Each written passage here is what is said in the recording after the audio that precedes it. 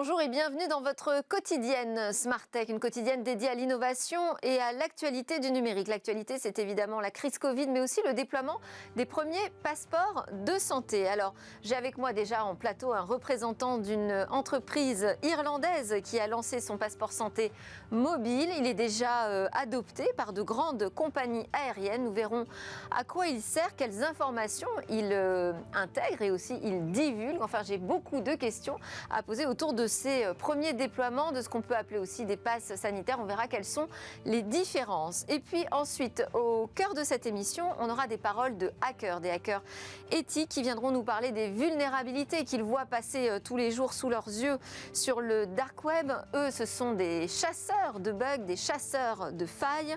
Ils viendront aussi nous délivrer donc des conseils fort utiles, je l'espère. Et puis nous retrouvons notre rendez-vous avec le coach Startup. Alors lui nous parlera de sa méthode remarquable pour générer des contacts clients. Et nous conclurons par une innovation qui pourrait permettre de fabriquer des vitres en bois, un bois rendu transparent et extrêmement résistant grâce à une technique que nous révélera Cécilia Sévry. Mais d'abord, donc place à l'interview.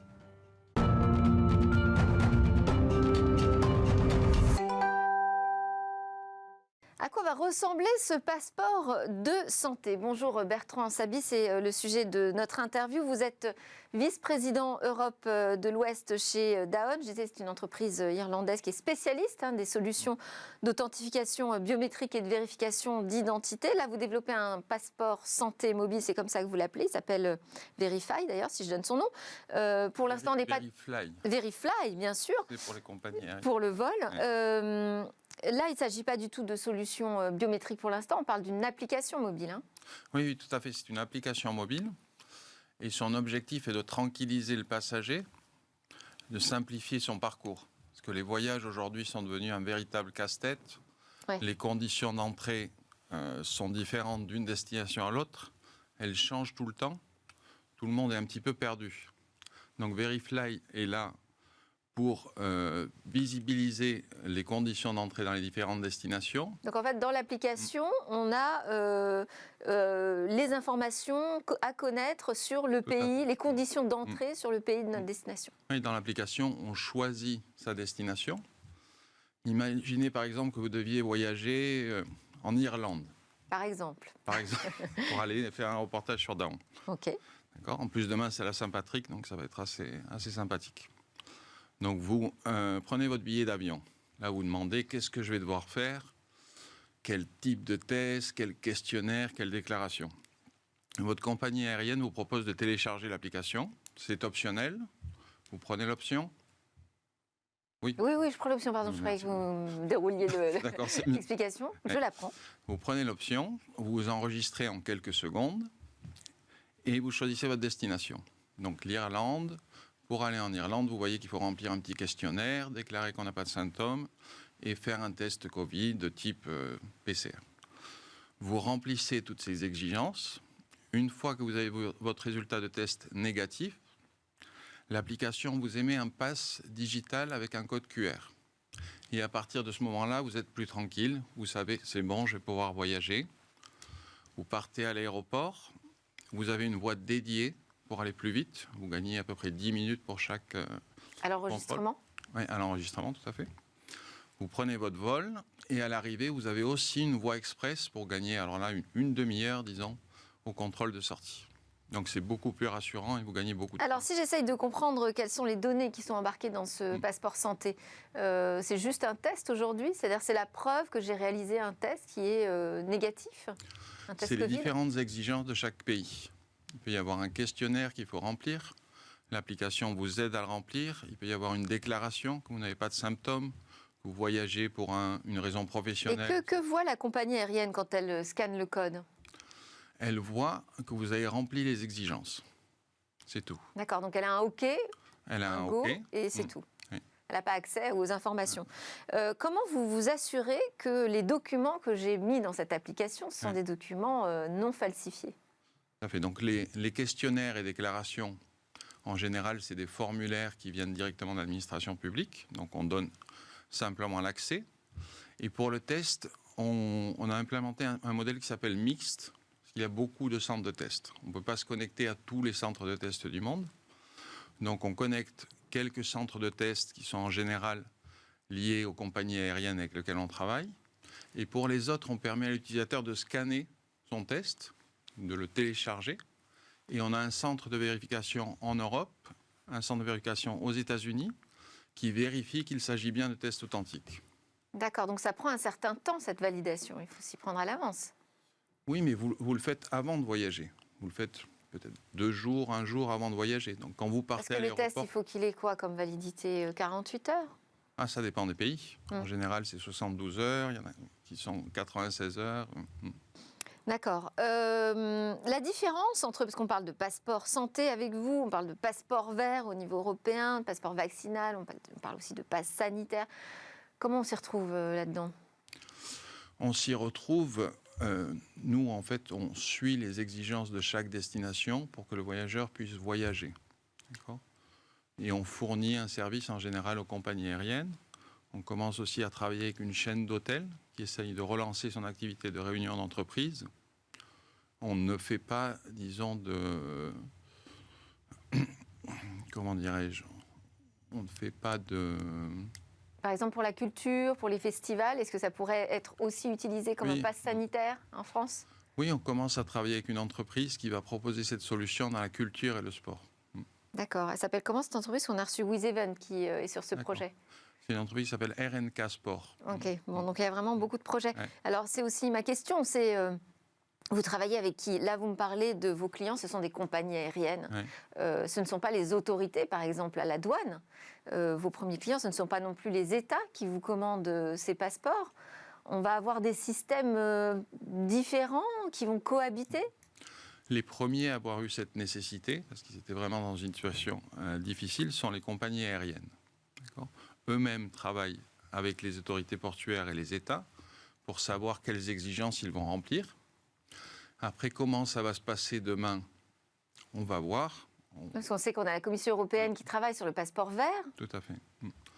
Pour les passeports verts ou les passeports vaccinaux, l'application est préparée, disons, pour les scanner et qu'on puisse présenter son certificat de passeport vert. Mais on ne sait pas aujourd'hui comment ça va se passer. Personne ne le sait. Et donc, votre passeport santé, il permettrait de faire le rôle un peu d'un wallet, d'un portefeuille dans lequel on viendrait rajouter des documents? Tout à fait, oui. Il a été créé, en fait, avant la pandémie. Et simplement pour améliorer l'expérience dans un aéroport énorme aux États-Unis qui s'appelle l'aéroport Denver. Et au départ, on appelait ça une gestion des identifiants et des accréditations. C'est après qu'il a été transformé avec la pandémie dans un passeport sanitaire. D'accord, donc vous, ça vous décharge aussi de ces questions de liberté de mouvement, de nouvelle organisation de notre vie sociale, si vous êtes juste un prestataire qui fournit le portefeuille, c'est ça, j'ai bien compris? Oui, on essaye d'être indépendant et de fournir un service aux voyageurs et surtout aux usagers. Merci beaucoup Bertrand Savy pour ces éclairages. Je rappelle que vous êtes vice-président Europe de l'Ouest chez Daon ou Daon si on le prononce en français. Nous, c'est l'heure de notre talk avec des hackers éthiques.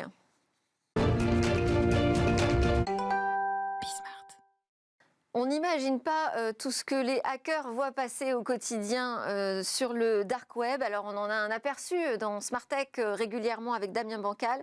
Mais on va aller creuser davantage encore le sujet avec Fanny Forgeot, directrice générale de Yogosha, une entreprise française de cybersécurité collaborative, et donc qui développe et vend une plateforme s'appuyant sur une communauté de hackers éthiques, qu'on peut aussi appeler les white hats. Avec moi également en plateau Clément Domingo, alias Sax, consultant en cybersécurité, hacker éthique, et on peut aussi dire hunter de bug bounty, c'est-à-dire un chasseur de primes en fait, qui va traquer les bugs et les failles de sécurité, et vous faites partie de la team Hacking Expresso. Également avec nous en visio, Guillaume Vassaux-Houlière. Il est cofondateur et PDG de Yes We Hack, qui est une autre plateforme de bug bounty, une autre plateforme aussi de cybersécurité collaborative. Mais c'était la première, je crois, apparue en Europe en 2013, voilà, et qui travaille aussi sur des programmes de divulgation de vulnérabilité. On en parlera tout à l'heure ensemble. On va commencer avec Fanny Forgeot, peut-être sur... donc, Si vous êtes invité aujourd'hui, c'est parce qu'il y a eu une énorme fuite de données qui a été révélée le 12 février par Damien Bancal, relayée par le journal de Libération. On en a parlé plusieurs fois ici dans Smart Tech. Moi, ce qui m'intéresse, c'est l'origine de ces fuites de données, qu'on comprenne bien dans quel cadre ça arrive. Pourquoi, à un moment, une entreprise retrouve ces données sur le dark web? Un système informatique, c'est une somme de complexité. On imagine dans un établissement hospitalier l'amoncellement de couches de code qui a été ajouté les unes sur les autres avec les années. Donc forcément, il y a des faiblesses dans ce code. Forcément, il y a des faiblesses dans les systèmes également. Donc pas seulement dans le code informatique, mais aussi dans les appareils, dans les machines. Donc il y a toujours des failles. Il y a toujours soit des bugs, soit des vulnérabilités. Et c'est de là que peut partir une fuite de données. Et notre rôle à tous les trois, c'est de les identifier précisément avant que des criminels les identifient eux-mêmes. Donc ça veut dire et les exploitent. C'est parfois une intrusion, un vol dans la machine, on va dire, et parfois ça peut être une perte de données aussi. Alors effectivement, la fuite de données, il y a trois aspects. Ça commence par un incident, c'est-à-dire effectivement une faiblesse, donc soit la perte de données, donc ça peut être le fait d'oublier son téléphone dans le train, par exemple, dedans il y a des données, on les perd. Donc c'est l'incident. Ensuite, il y a l'exploitation. Et c'est là que le crime arrive, c'est quand on va soit les voler, soit bloquer un système chiffré des données pour que un établissement ou une entreprise ne puisse pas les utiliser et donc soit handicapé dans son activité. Et puis ensuite et en divulguer parcelles. Ou bien demander une rançon en échange d'un certain nombre de menaces. Bon, voilà pour le top départ. Clément Domingo, on vous a présenté comme un hacker éthique. On peut peut-être déjà commencer par expliquer ce que c'est un hacker éthique et pourquoi vous avez choisi de vous engager dans cette voie. Hacker éthique, simplement pour dire que ça va être une personne qui va être passionnée, qui va aimer bidouiller, qui va aimer surtout comprendre les choses, prendre en fait totalement un objet, peut-être un peu le détourner de sa fonction première, puis essayer du coup de comprendre vraiment ce qui se passe. Et maintenant, si on vient un peu le transposer dans le domaine de la cybersécurité, de l'informatique de manière générale, c'est de comprendre encore plus comment sont construits ces systèmes-là, comment en fait les personnes qui vont les mettre en place, et surtout, vu qu'on est tous des êtres humains et donc faillibles par définition, donc il y a forcément aussi un peu ce qu'on appelle donc des failles humaines qui vont se transposer dans le code, et c'est comme ça qu'on va commencer à trouver des failles, des vulnérabilités qui vont à minima, et puis surtout en fait à terme amener entre autres à ces fuites de données, en tout cas à tous ces faits d'armes qu'on entend un peu dans les médias, telle ou telle entreprise actuellement s'est fait pirater, ou en tout cas actuellement cette énorme vague de cyberattaques qui sévit en fait un peu partout dans le monde. Et donc éthique, c'est-à-dire ça décide un peu de ce que vous en faites, de ces recherches dans les codes. Éthique, je dirais que c'est même un pléonasme du coup de venir accoler le mot éthique à un hacker, parce qu'un hacker à la base c'est quelqu'un qui est du bon côté de la force, mais on est un peu obligé de rajouter éthique pour ne pas rebuter peut-être Madame Michu, sinon, et faire comprendre... Ou Monsieur Michu s'il vous plaît. Ouais, ou parce que sinon il faut appeler ça un pirate en fait, c'est ça. Ouais, un cybercriminel. C'est exactement ça. Ouais. Alors on va donner la parole à Guillaume Vassoulière de Yes We Hack. Bonjour Guillaume. Bonjour. Donc vous, votre spécialité, c'est cette sécurité crowdsourcée. Est-ce que vous pouvez nous rappeler les principes du bug bounty ? Alors, les grands principes, c'est qu'on va s'adosser à une communauté. Aujourd'hui, par exemple, chez Yes We Hack, c'est 22 000 personnes dans 160 pays. Et cette communauté va chercher des failles dans les systèmes d'exploitation de nos clients. Donc, on est mandaté par nos clients. On accompagne nos clients dans cette démarche. Et du coup, aujourd'hui, on transpose ce modèle dans à peu près une trentaine de pays. Donc, ce qui est important, c'est que tous ensemble, on est plus fort, et c'est un petit peu ce modèle qui est qu'on va s'adosser à des gens comme Clément, comme Sax, à travers le monde, pour pouvoir exploiter les vulnérabilités grâce à leurs compétences, leur passion, et de façon, entre guillemets, de façon citoyenne, du bon côté de la force, et d'aider globalement le bien commun pour les gens qui puissent se sécuriser. Et tout ça dans un cadre quand même assez formalisé, parce que la législation européenne ne laisse pas tout faire. Hein. Exactement. Donc le principe, c'est que on va définir des primes, hein, c'est le but du bug bounty. Et en fonction de la criticité avec le client, on va définir des primes qui oscillent entre 50 et 15 000 euros en fonction de la criticité. Donc on est vraiment mandaté, c'est coordonné par des plateformes de bug bounty, mandaté par un client avec une traçabilité de l'argent, etc., avec des systèmes de confiance, hein, puisqu'on est sur un domaine quand même qui demande beaucoup de confiance. Et ça, on a réussi justement à transposer ces valeurs européennes et françaises à travers le monde. Donc ça, c'est important, c'est quelque chose qui nous tient à cœur tous les jours. Clément, vous allez régulièrement sur ce qu'on appelle le dark web. En fait, c'est là où peu de gens surfent aujourd'hui. Qu'est-ce que vous voyez passer? Qu'est-ce qui vous fait bondir? Moi, ce qui va m'intéresser sur le dark web, et je pense d'ailleurs comme beaucoup d'autres personnes qui vont travailler dans la cybersécurité, c'est de voir entre autres passer des fuites de données, vraiment en fait des données qui sont passées, du coup qui ont été exfiltrées depuis l'internet normal, soit depuis pour des sociétés, pour des applications, et qui vont après vraiment aller se revendre ou en tout cas s'échanger à prix d'or. Et c'est là où en fait on va commencer un peu. Et ça, c'est quoi? C'est tous les jours? Vous envoyez tous les jours? J'en vois passer beaucoup, et d'ailleurs le très bon, on va dire. Le très bon pont entre le dark web et l'internet normal, c'est aujourd'hui de plus en plus ce qu'on appelle les canaux Telegram. Donc il y en a quelques-uns. Messagerie chiffrée. C'est ça, messagerie assez nouvelle, chiffrée, on va dire, qui ont eu énormément le vent en poupe depuis que Facebook a fait son annonce avec WhatsApp. Donc vraiment, il y a beaucoup de gens qui ont migré soit sur Signal, soit sur Telegram. Et entre autres, sur Telegram, il y a quelques groupes comme ça qui font vraiment bien on va dire ce pont-là entre le dark web et les données qu'on peut. C'est-à-dire, alors trouver. pour bien comprendre, en fait, on utilise une messagerie pour prévenir une communauté de pirates qu'on a quelques données à échanger. C'est exactement ça. Et en revanche, le troc, lui, se fait sur le dark web. Et pas forcément, le track aussi peut se faire sur ces messageries, mais en tout cas, il faut vraiment bien bien faire attention à prendre aussi quelques précautions, pour ne pas non plus totalement s'exposer, mais la plupart du temps, soit directement sur le dark web, ou soit sur ces forums un tout petit peu privés, où il faut un peu montrer patte blanche pour entrer à l'intérieur. Qu'est-ce que vous voyez passer, vous, au quotidien, sur ce dark web ou ces messageries que vous observez pour trouver des failles de sécurité qui traînent, des failles zero day peut-être qui sont très dommageables pour les entreprises? Clients, côté entreprise, on voit passer beaucoup de détresse. Alors beaucoup de détresse entre guillemets, hein, on n'a pas des gens qui pleurent, mais des gens qui sont extrêmement préoccupés. De plus en plus, le nombre d'attaques a été multiplié par 2 là, sur ces 12 derniers mois. Donc on sent que la préoccupation est en train de monter. On voit des gens qui ont besoin de pédagogie aussi, qui ont besoin d'être accompagnés. Clément disait à l'instant, un hacker éthique, c'est redondant parce que les hackers, précisément, au départ, sont des gens qui sont là pour sécuriser. Donc, il faut faire un grand travail. Vous avez mentionné auprès de Guillaume l'aspect juridique aussi, le cadre. Il y a un cadre à inventer. Cette activité est complètement nouvelle. Donc, beaucoup de travail de pédagogie, beaucoup de travail de réassurance et puis un accompagnement parce qu'une fois qu'on a identifié les failles de sécurité, on doit accompagner aussi les institutions et c'est ce qui... Mais vous faites une veille sur le dark web, vous y allez régulièrement pour voir ce qui se passe? Bien sûr, alors c'est le boulot de la communauté aussi, c'est le boulot de tous ces individus comme Clément qui travaillent avec nous et pour les entreprises, effectivement, de faire de la veille et d'alerter quand certains types d'attaques émergent pour mettre en place la créativité en face qui va être nécessaire pour contrer la créativité des cybercriminels. Alors ce qui est chouette, c'est que pendant que vous parlez, on voit des images et ce ne sont pas des méchants pirates à capuche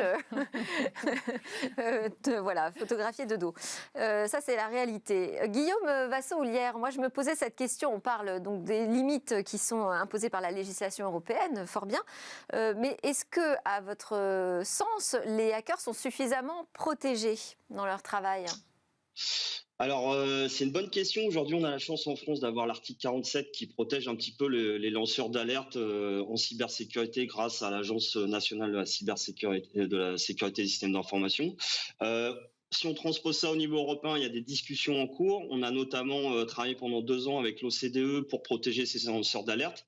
Et parce qu'aujourd'hui, la loi, par définition, c'est un petit peu binaire. Hein. Vous n'avez pas le droit de vous introduire dans un système d'information. Vous êtes hors la loi, mais à côté de ça, on utilise tous des actifs numériques. On a potentiellement trouvé des failles. Et donc, du coup, on doit protéger ces citoyens qui veulent alerter ces entreprises, qui veulent alerter ces gouvernements. Et on l'a vu que l'administration, notamment américaine, a transposé des lois pour les protéger. Un petit peu, si on prend en France, on a la loi Sapin 2 qui protège les lanceurs d'alerte dans la finance et qui est une obligation entre guillemets légale pour certaines entreprises. Et aujourd'hui, on travaille beaucoup avec les institutions européennes. Ça va arriver très prochainement de toute façon, puisque c'est une gestion du risque dans sa globalité, en se disant on a une communauté, il faut leur donner des canaux de confiance, il faut les protéger parce que eux veulent aider l'écosystème, veulent aider en fait les citoyens à mieux sécuriser leurs données, les éditeurs, etc.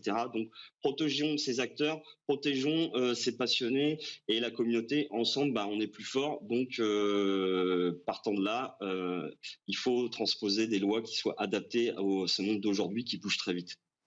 Sax, vous vous sentez comme un lanceur d'alerte? C'est comme ça que vous vivez?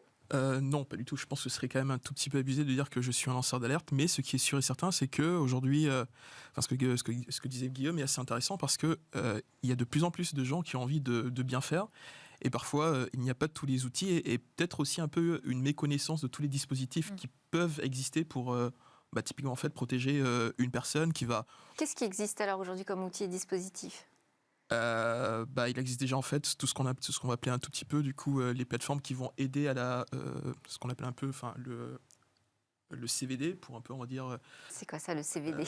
Guillaume pourra en parler. Coordinated Vulnerability Disclosure, c'est une mécanique qui permet de canaliser les remontées sauvages des hackers, donc qui ne sont pas dans les communautés, celles de Yogosha, celles de Yes We Hack, et qui vont identifier des failles, les aider. Mais surtout en plus de pouvoir les remonter entre autres ici en France directement au CRTFR, que le CRTFR puisse traiter ça, mais surtout aussi que eux puissent être protégés, sinon pas envie, on va dire, de dire finalement en fait c'est vraiment moi Clément Domingo qui ai trouvé la faille, ou un peu monsieur ou madame X qui a trouvé, en tout cas passer par ces plateformes là qui elles vont après s'occuper de transférer au bon organe. C'est comme un signalement qui serait anonyme. Voilà, c'est ça. Et puis après exactement, du coup vraiment de la coordination, et puis après si ça se fait, peut-être que la personne pourra finalement dire que c'était moi, mais voilà. Alors, quand il y a eu cette affaire de fuite de données issues des laboratoires, vous les avez vu passer ces bouts de fichiers, parce qu'en plus, ça se passe beaucoup en Bretagne. Je sais que vous venez de Rennes aujourd'hui, merci beaucoup. Vous avez mené votre enquête. Comment est-ce que vous procédez pour rester dans les clous, justement, de la légalité? Ça a été en fait une vraie question vraiment de travailler sur ça, parce que... plus je travaillais, plus j'ai pu aussi avoir certaines personnes qui étaient totalement spécialisées, soit en fait dans du droit typiquement un peu cyber, qui ont surtout su au bon moment parfois me mettre des stops et au contraire un peu me recadrer sur des choses que j'avais envie de faire. Une des premières choses d'ailleurs aujourd'hui qui est toujours assez compliquée, c'est de savoir typiquement si vous, des personnes de votre famille, dans votre entourage sont dans cette fuite de données. Il y a eu quelques initiatives, j'avais eu une de ces initiatives de monter un espèce un peu de site pour permettre aux personnes de voir typiquement s'ils étaient un peu dans cette fuite de données ou pas. Mais assez rapidement, en faisant ça, en fait, en tout cas, je pense que je m'étais totalement hors la loi. Il y a eu d'autres initiatives et puis après, la CNIL est un peu venue rectifier le tir. Mais aujourd'hui, et d'ailleurs à date, il y a encore pas mal de personnes qui n'ont toujours pas été alertées par les labos. Donc c'est un vrai risque, et surtout si on sait tout ce qui peut... Mais là, il y a un problème de responsabilité, en fait. Qui fait quoi? On est dans un cas très intéressant avec cette fuite massive. Sans précédent. Sans précédent, exactement. En France, c'est l'application concrète du RGPD. Est-ce qu'on a déjà vu des amendes passer pour des entreprises qui ont laissé... Absolument. Une fuite de données pour une entreprise, c'est la double peine. Il y a le coût, le manque à gagner parce que le business est arrêté. Il y a le coût que représente le vol, la réparation, etc. Et puis, il y a la pénalité de la CNIL qui peut aller jusqu'à 4% du chiffre d'affaires, donc jusqu'à 20 millions d'euros. Donc oui, Alors, pourquoi une pénalité? Je prends 2 secondes pour l'expliquer.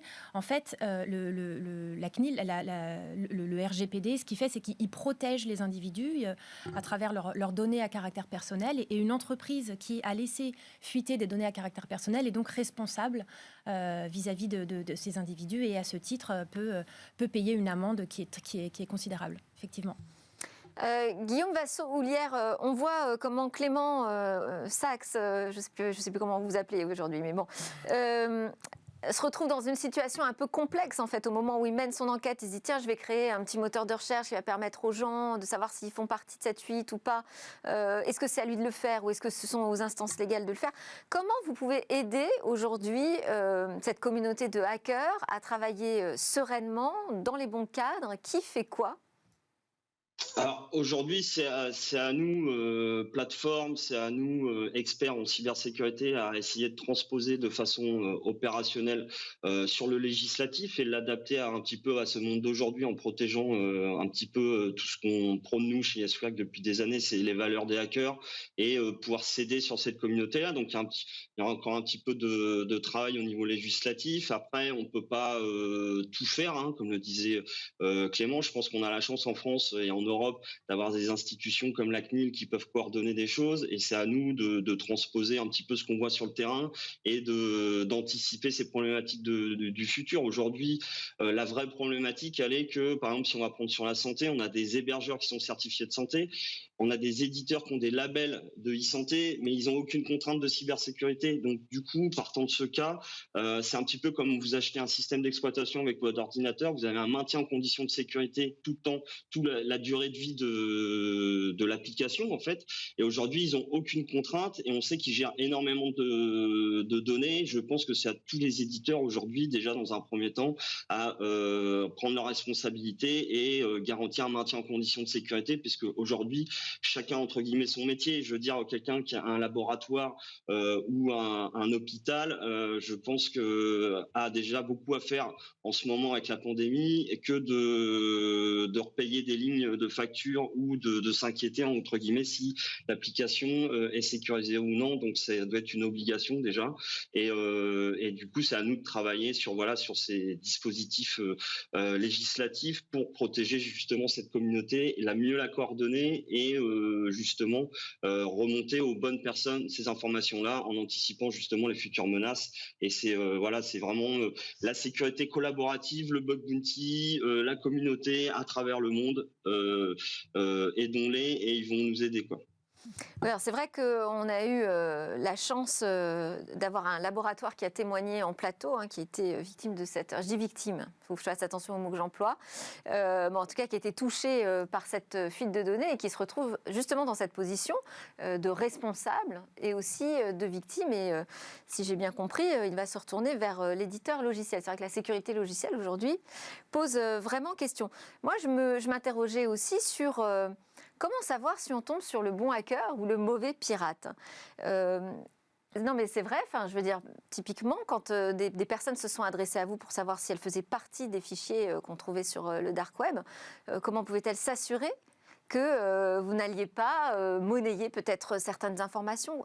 Comment on fait quand on arrive dans le dark web? C'est à ça que servent les plateformes. C'est justement à sélectionner et à faire en sorte qu'on ne mette à disposition de nos clients des institutions que des hackers qui répondent à un certain nombre de critères. Alors des critères techniques, des critères d'excellence, des critères d'intégrité, d'éthique. On les sélectionne en amont pour en être sûr. Et puis, ils s'engagent aussi à travers la signature de documents contractuels. Il y a un cadre juridique aussi. Ils s'engagent sur des comportements, le fait de ne pas divulguer les données qu'ils pourraient rencontrer lors de leur chasse. C'est ça la solution? C'est de rentrer dans des cadres, des groupes?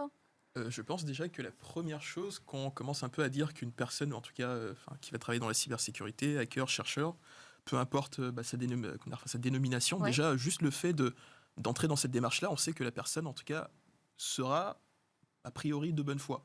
Ouais. Et puis après, il y a aussi un autre critère peut-être qui peut faire office de gage, c'est que quand vous êtes un peu engagé pleinement aussi bien sur ces plateformes Yogosha, que ce soit aussi sur YesUA qui fait aussi beaucoup, et que vous avez en tout cas vraiment dans cet écosystème-là, vous êtes un tout petit peu connu des autres, donc on sait que vous n'allez pas en tout cas a priori déviées. Donc tout ça, je pense, aide aussi à renforcer cette image-là et puis vraiment faire avancer, venir un peu déconstruire parfois à tort ces images un tout petit peu du coup du hacker du coup qui va être mauvais, qui va prendre les données, qui va les vendre, les monnayer comme vous disiez tout à l'heure, alors que c'est pas du tout le cas.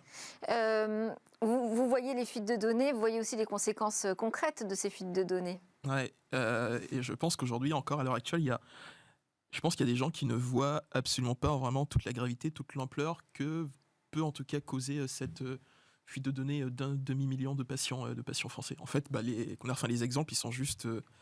on pourrait en fait les citer encore et encore. Allez-y, faites-nous peur un peu, qu'on fasse davantage attention. Peur, en fait, c'est... on va dire que c'est pas forcément le but, mais peut-être vraiment redoubler de vigilance et d'attention. Une des premières choses assez simples, dernièrement, en tout cas, on entend énormément parler de cette fameuse un peu notion de personnes vulnérables. Si on sait un tout petit peu manipuler ce fichier-là qui recense toutes ces personnes, on pourrait un peu venir cibler ces personnes dites vulnérables, leur passer un petit coup de téléphone, juste faire ce petit check rapidement. Monsieur X ou Madame Intel, je vous appelle, dont vous êtes bien domicilié à telle adresse. Votre médecin traitant, c'est bel et bien celui-là. Une fois que la personne est totalement en confiance, on peut vraiment éventuellement lui dire on vous a trouvé un créneau pour une injection dont vous allez vraiment passer en priorité, mais par contre ça va un peu nécessiter que vous nous envoyiez, parce que actuellement notre système est en rade, donc on lui envoie un lien pour faire ce qu'on appelle le fameux phishing ou du hameçonnage. Et encore plus loin, si on vraiment commence à extrapoler encore plus, une fois qu'on a d'ailleurs l'adresse de ces personnes-là, c'est aussi plus ou moins simple de venir un peu les cibler, envoyer soit des personnes qui fassent un tout petit peu du repérage, voir si elles sont seules ou pas, prendre un peu un habit soit d'un pompier, des forces de l'ordre ou que sais-je d'autre, en tout cas d'un personnel médical, en tout cas hospitalier, aller sonner chez cette personne-là, lui faire croire que on vient soit de la part de son médecin traitant, du labo, rentrer chez elle. En fait, il y a énormément de choses qu'on peut passer. Autre sujet aussi, tout aussi important. Ouais, le dernier. Le dernier, c'est par rapport aux banques et aux assurances. Si vous avez un peu prévu de prendre un prêt, soit pour retaper votre maison en bord de mer, et que vous n'avez pas, par exemple, déclaré que vous étiez soit atteint d'un cancer ou d'une autre pathologie assez grave, je pense que votre crédit va totalement sauter, quoi. Bon, merci beaucoup Clément Domingo pour ces alertes cybersécurité. Vous êtes consultant indépendant, hacker éthique, on le précise. Merci aussi à Guillaume Vassolière, cofondateur et PDG de Yes We Hack, et à Fanny Forgeot, directrice générale de Yogosha, pour vos plateformes qui nous aident à progresser dans la cybersécurité. À suivre les conseils du coach startup. On n'est plus dans la cyber, là on est dans le business.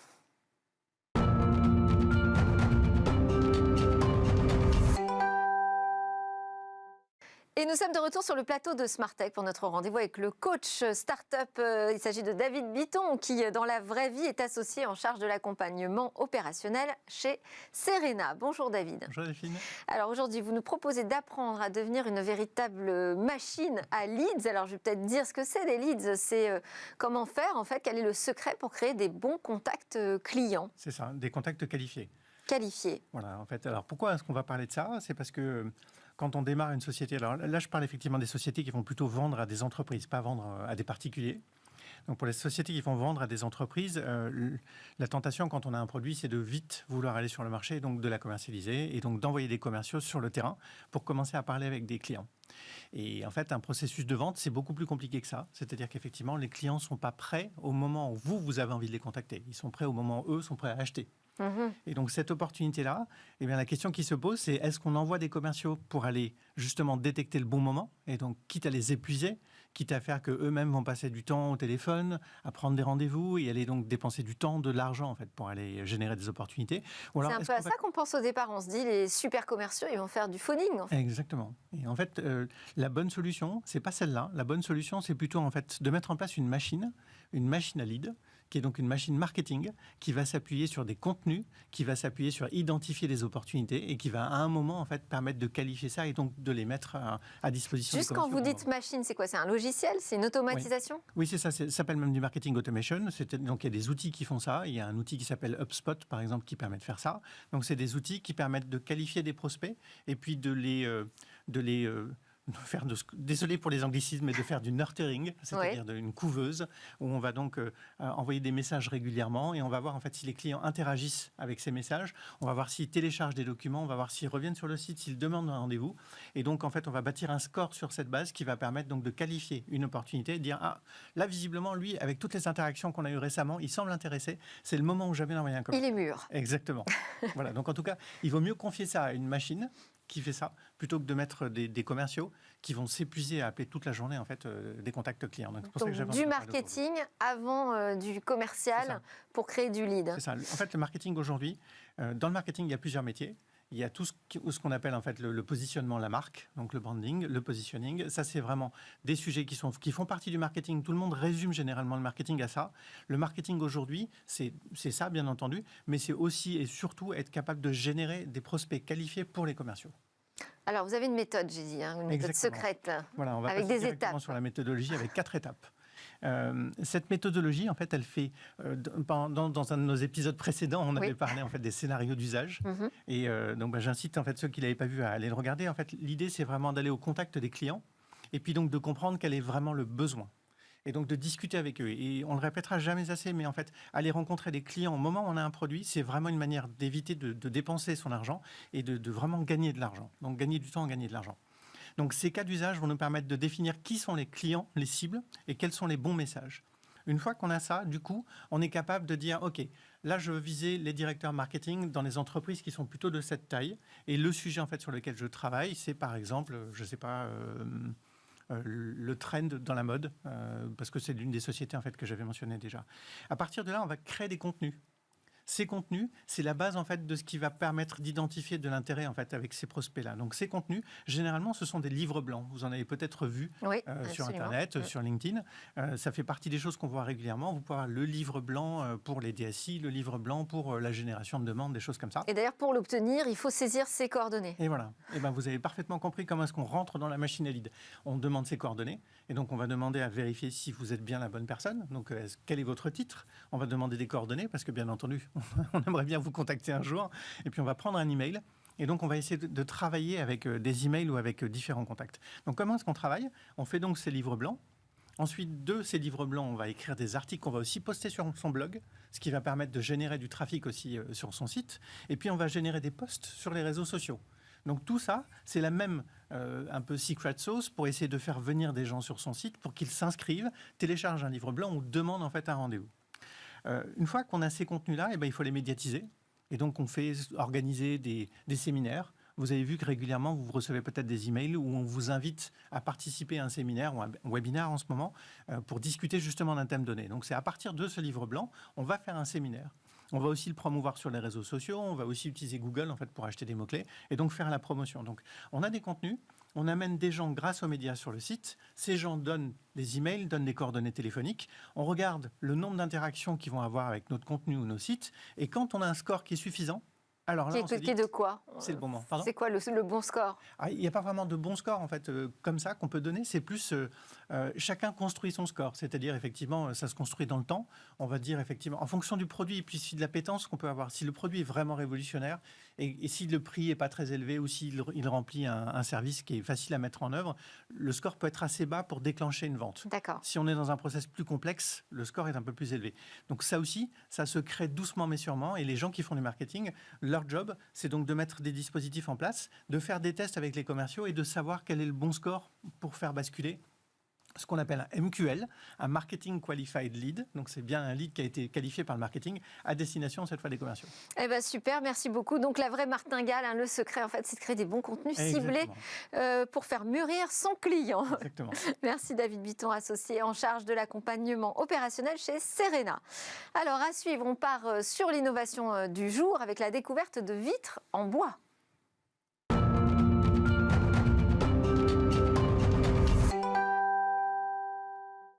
Et si demain, le bois s'invitait partout dans nos intérieurs, même là où on ne l'attendait pas? Bonjour Cécilia. Bonjour Delphine. Alors, on peut citer un exemple des vitres qui pourraient être faites de bois. Oui, parce que le bois ne cesse de se réinventer, vous l'avez dit en introduction, avec un objectif en particulier qui est dans la tête de tous les chercheurs du secteur aujourd'hui, rendre le bois transparent, eh bien, ils y sont arrivés. Dans l'université du Maryland aux États-Unis, des chercheurs ont trouvé la formule pour rendre le bois presque totalement transparent. Pour ça, ils ont pris le sujet à contresens parce qu'aujourd'hui, la solution envisagée, eh bien, c'est de supprimer la lignine du bois. Vous savez, c'est un des 4 matériaux qui composent le bois. Je me souviens, vous nous en aviez parlé. On en a déjà parlé parce que c'est de ça que viennent se nourrir les insectes et puis c'est ce qui fait pourrir le bois avec l'humidité. Mais c'est aussi ce qui lie le bois. Alors, vous le disiez, on a parlé d'une solution qui s'appelle Vaudou. Là, on avait supprimé le bois pour en faire un matériau fin. Supprimer la lignine, vous voulez dire ? La lignine, bien sûr, pour en faire un matériau fin et qui laissait passer la lumière électronique. On pouvait même en faire une tablette tactile de ces planches de bois. Eh bien ici, on n'a pas supprimé la lignine et pourtant 90% de la lumière va traverser le bois. Alors, quelle est l'astuce ? Eh bien, l'astuce, c'est que les scientifiques ont transformé la lignine en appliquant du peroxyde d'hydrogène directement sur le bois. C'est comme si on appliquait en fait une couche de vernis. Vous allez le voir sur les images. Ensuite, il n'y a plus qu'à attendre que la nature fasse son œuvre. Alors, quand je dis la nature, je veux dire bien sûr en réalité la lumière du soleil. Précisément, ce sont ces rayons ultraviolets qui vont activer le peroxyde d'hydrogène. Et il faut quand même attendre 1 heure. Et vous allez le voir sur les images, on va voir petit à petit se transformer. Ces lamelles, elles vont devenir complètement blanches. Ça y est, vous le voyez.